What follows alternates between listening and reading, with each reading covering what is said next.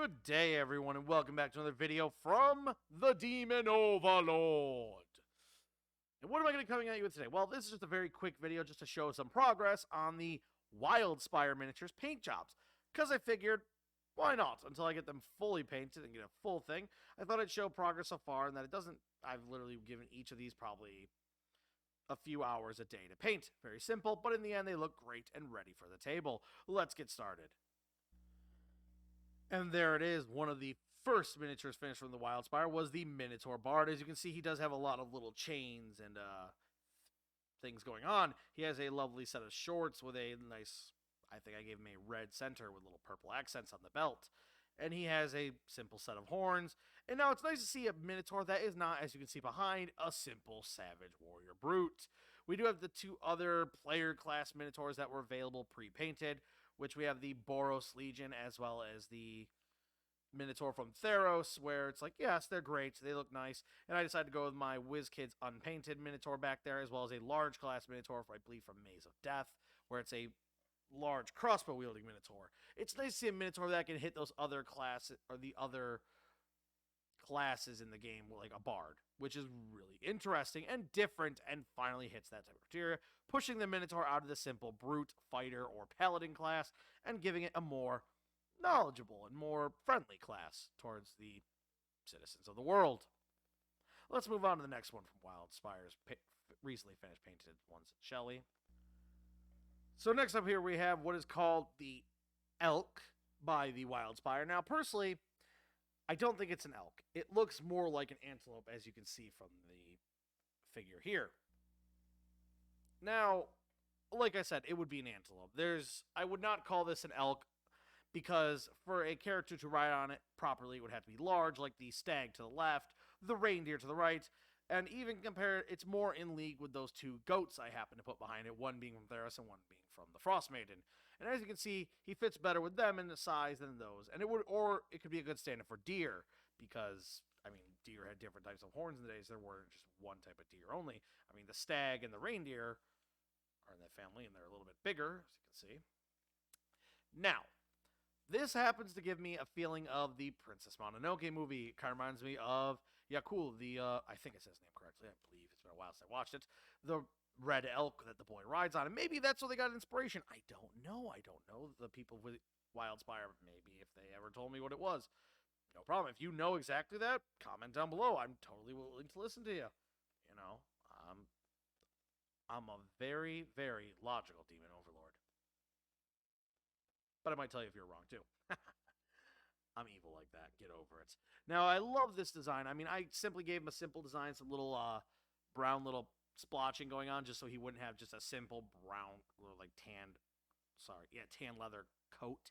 So, or the tan hide coat, I guess you'd call it. And he looks good next to the deer. I could definitely see this guy in a field for an easy member of prey and game that your group would take out for rations, or just to get the horns to sell in town, or just some pelt and hide to make leather. It would work great, and it works for the game, giving more animals and more fleshed out versions of the game, because nothing's worse when your characters are super intent on killing a deer for food when they're starving. It really frustrates them when you just go like, oh, you fire your arrow, but you just missed it on the run. Sorry, guys. You're going to be going hungry tonight. Oh, why? Why you gotta be so mean, DM? Tee-hee-hee. Why, indeed. Now let's go to the next one, shall we?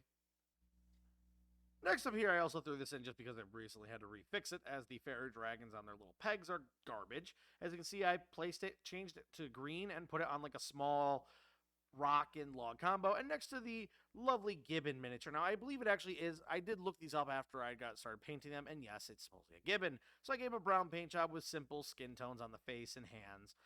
And that was really it. And as you can see, it's simple, but you know what? It's good to have some more other animals like primates in there, because there is an ape stat block, and it is a medium class, and now we actually have something that can use that stat block, as we don't happen to have like any baboon-esque miniatures or even like chimpanzee miniatures.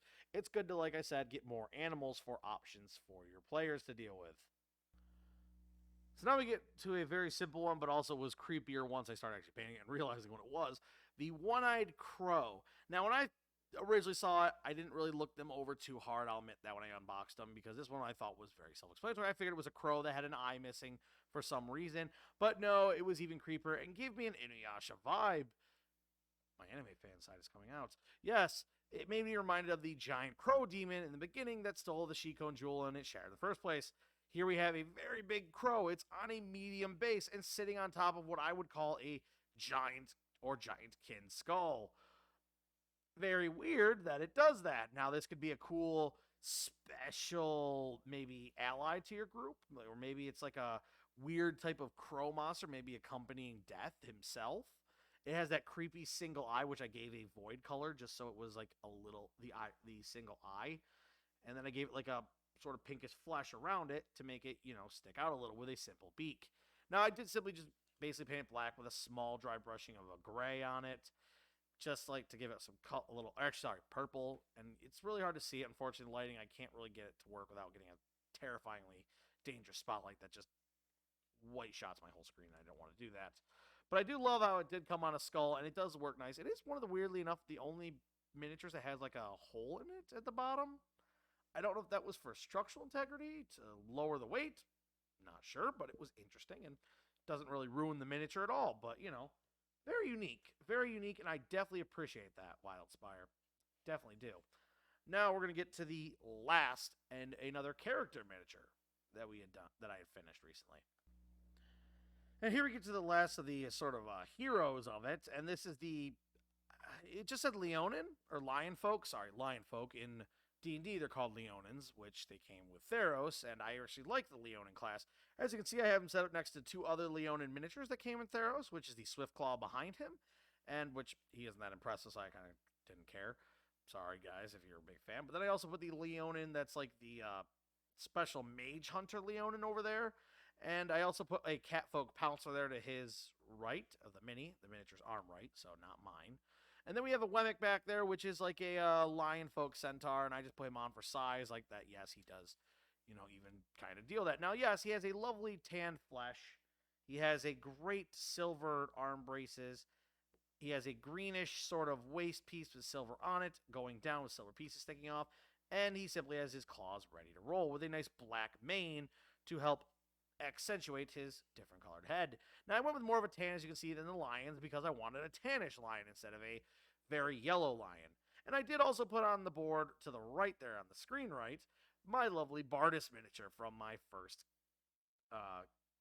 series, and that's because I have a really love for that character. I made that character incredible. I gave him a tail and everything, and turned him into the awesome Bardus that you can see on the podcast for season 1. So if you guys want to check that out and hear me roleplay that big bad boy, as you can see, he's a beefy boy. I mean, he almost stood like 9 feet tall, and that's terrifying when you think of a giant cat man with giant saber teeth looking down on you with a big sword style that he likes to carry into battle. So anyway, guys, that's all we got here. You've seen the miniatures before. You've seen this guide. I'm hoping to get the rest of the Wildspires hopefully painted soon, and then I might do a little Twitter update for that, or I might do even some Twitter pictures. Anyway, guys, if you want to catch it on my Twitter, go to @01Berserker, the Demon Overlord. It has the same picture as my YouTube, so if you see both those pictures, you're on the right track. Second off, guys, do like and subscribe. It helps keep my channel going. I'm not kidding. Hoping to get enough subscribers I can eventually do some live streams for you guys. I mean, hopefully I'm going to do some Monster Hunter, uploads when I start playing that game. Boy, I look forward to it. And seeing what makes me upset and angry and raging into a flying out, throwing fire and cursing my way to anger. Well, maybe not that last part, but maybe. Anyway, guys, have a great one. Stay safe, and tune in next time, guys. Bye-bye.